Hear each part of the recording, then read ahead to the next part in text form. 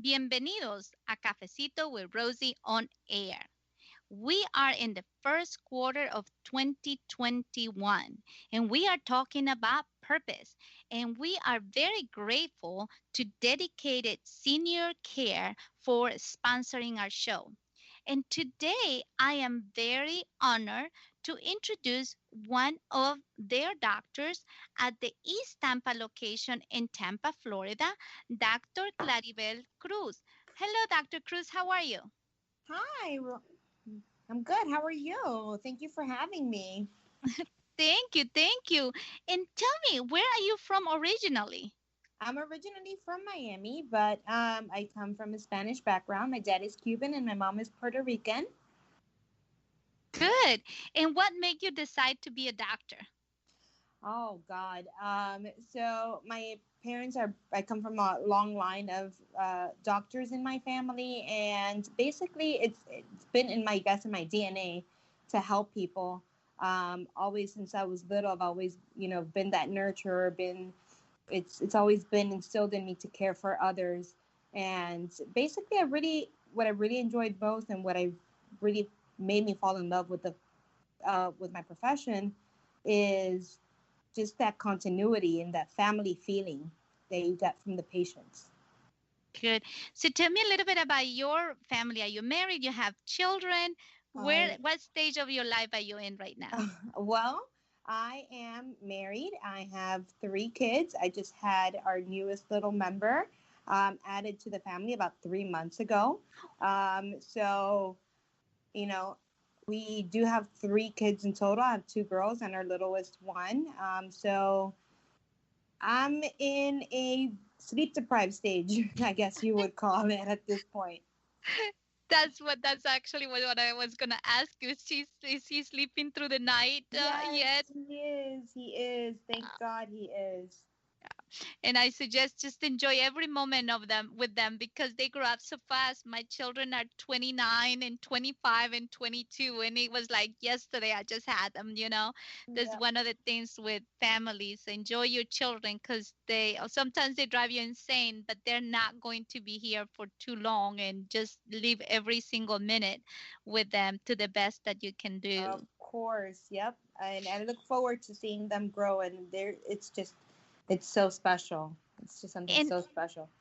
And in your biography, you said here, I help my patients live happy, healthy, golden years. So tell me a little bit about that part. The majority of the patients that are seen at dedicated senior medical centers are in the golden years. So how do you help them? So basically, my goal is to make sure that they live their life. They've dedicated so much to society. I want to improve their golden years, improve their quality of life. So by doing so, we make sure that everything that needs to be done in terms of preventative medicine is taken care of. That we promote just overall well-being, not only physical health but also emotional well-being as well as social well-being. Yeah, and tú hablas un poquito de español, right? See. and that is and that is very important, especially in the Hispanic community, that our patients are able to communicate on their language. Why do you think that's important? It's extremely important for our patients to feel comfortable when they come see us. Sometimes they can explain themselves better, or you can relate to them because of cultural backgrounds. But just the language barrier sometimes is it's a problem for our patients. They don't feel comfortable and they won't express themselves entirely, and they won't, you know, it makes it difficult for us to get to the bottom line unless our patients are comfortable with us. And who else would you feel more comfortable with than somebody that speaks your own language? Yeah, and I think also if you bring a family member and that family member is translating or interpreting, it can get a little bit embarrassing if there's Yeah, something that the parents will not like their children to know. exactly. There's also the confidentiality. It makes sometimes it can embarrass the patient. So we try to keep that to a minimum. Obviously, there are times that they may be needed if there's nobody that speaks that language. But we here, we have a lot of different variety of languages, and a lot of our patients do feel very comfortable with our Spanish speaking doctors here. Great. Now, in talking a little bit about that community, I know sometimes the issue is we love our rice and beans, right? Arroz con habichuelas Oh, yeah, a arroz con lot. frijoles. Yep. Yeah. So I think one of the biggest things that sometimes happen, or this the disease that happen in our community, is diabetes, Yes. right? Yes. So tell me a little bit about, when, because again, I love my chuletas, I love my my rice and beans, and sometimes it's like I have to stop. But when you have eaten that all your life, Yes. and now you're trying to teach somebody else, teach them a new way of thinking, how do you help our community or anybody in that matter that suffers with that disease? And How do you guide them? that's a great point that you bring up, just because I know that growing up with Puerto Rican Cuban meals is very different than growing up with, the traditional American meals. So I can relate to my patients in that way. I can tell them, okay, this is what, a carbohydrate consists of. A lot of people don't understand that viandas or yuca, malanga, boniato, all these other things, these are all starches and they're carbohydrates.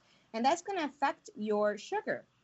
So, we can relate to them like that. I usually help them make meal plans according to what they are accustomed to eating. So instead of having tres guineo, they'll do one. Or, Right. instead of having rice and carne con papa, you can just have the rice and the carne, but leave the papas out and just do more vegetables. Right. Right. So, it it's very helpful to understand and to be able to relate to their likes and their wants, so like that you can help them, because if not, they're going to feel like you're taking everything away from them. Some people say, if you take away my rice, well, what else am I going to eat? Right. And there's a lot of other varieties of foods that can help them, and that do taste equally as good. So, we I make help them make meal plans, um, just kind of individualized to their likes. Right. Right.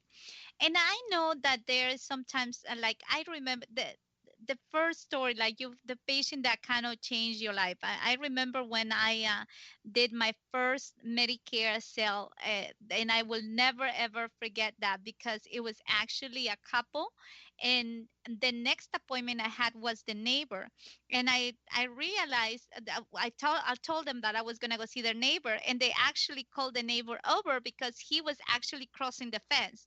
So when I finished my first Medicare appointment, it was actually three people that I helped into the community and find the right plan for their needs.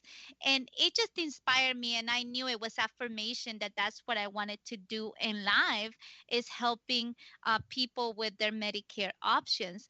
Do you have kind of like a story like that that you can Yeah, share, of course, very, with very, very similar, actually. Well, I was in high school, I think, and my dad is a physician in Miami, and somebody came in horrible, horrible pain, barely able to walk, just like really severe hip pain, and you know, when the patient walked out, he was just so thankful, so happy. They even left the walker in the office, and I went up to my dad afterwards. I'm like, hey, what's going on? What did you do? How come this guy came in basically crippled, and he was able to walk out? What did you do? He's like, sweetie, it's it's simple. You observe and you treat them with respect, and you do what you would want for yourself. And he gave them an injection. He comforted them, and he made them feel that somebody cared, because they had been to multiple specialists, and the people were just thrown off, say it's just arthritis, you're gonna have to live with it. That's just the way it is, you Mhm. know. And seeing that was when I said, okay, this is for me. This is what I'm gonna do. Good, good. Yeah, and it's just so amazing how can you change people's lives by guiding them into the right direction, and then help them with their illness, right, and what Yep. affects them, and make them not be able to be themselves, right. um, Exactly. Now, I know that Chen Medical or dedicated senior medical centers have a a customer service and not to match with anything else, right? Oh It's yeah. all about relationship, relationship, relationship. So Yes. tell me a little bit about when it comes to you as a doctor, Hmm. um, how is that important? So basically, each doctor in our company, they have a small patient panel, which allows us to create deep patient relationships with our main focus of prevention. So at the end of the day, it's much better for our patients. They can see us frequently, as many times as they need. We always give out our business cards with our cell phone numbers on it, so our patients have our cell phone numbers, and that allows the patient to make, it helps them feel as if they're part of the family, and creates that super important trust that we need, with our patients. It's a two-way street. Medicine is not what the doctor says. Medicine is what is recommended and what the patient wants. At the end of the day, our patients are the ones driving the ship. We're just recommending which way to go. So we need to have them, feel comfortable with us, because nobody's going to want a doctor that they cannot trust. And, we provide that family environment for them. And our patients tend to do that much better. Right, right. So now, um, you also have different specialists in Yes. the same location. So Yes. tell me a little bit about that part. Why is So, that so important? well, we like to try, obviously, our seniors, we want to try to make things as comfortable and as pleasant for them as possible. In house, we do have our cardiologist. We also offer podiatry in house, and we also offer acupuncture. We have our imaging, which is x rays, in house as well. So we try to keep as much we can do in house rather than sending people out. It just makes it better overall, less having to deal with specialists on the outside, um, and less the patient is not as confused, or it's less complicated for the patient. And also lab work, right? So I believe Yes, if people need to have their lab work, as they well as echocardiograms. Thank you for reminding me. So we also do our echoes in house. So those are ultrasounds of the heart. So we offer imaging, which is X-ray and ultrasounds in okay. house. Good, good, good. So when people have their work, so the echocardiograms or their labs, will you be able to kind of have that information to discuss with them right away, or do they have to come out to another appointment after you get the results? Well, the echo usually takes a couple hours to be read, and the blood work usually comes back within a day or two. Um, what we tend to do is I like to do everything in the initial visit, and either do a video conference with the patient if they're able to do so, or just somewhere where we can discuss the our findings, And the with result the exactly. and the Um, action plan, where you gonna go from there. Exactly, because it's impossible to do everything in one visit, and to go over everything. So that's why we have found that it's best for us to do um, intensive, high touch, high touches with our patient, and that's what our core model consists of, which is basically bring patients in as frequently as needed. Mhm. So as much as the patient requires to come in, it could be once a month, or it could be on a daily basis, depending on each individual's needs. So Now, we and really do focus on that. good. And now with the new normal, right? You mentioned Mm. something very important, the new telemedication or perhaps phone call. Because one of the things that I share with people is that I have not really had a sit down uh, in people's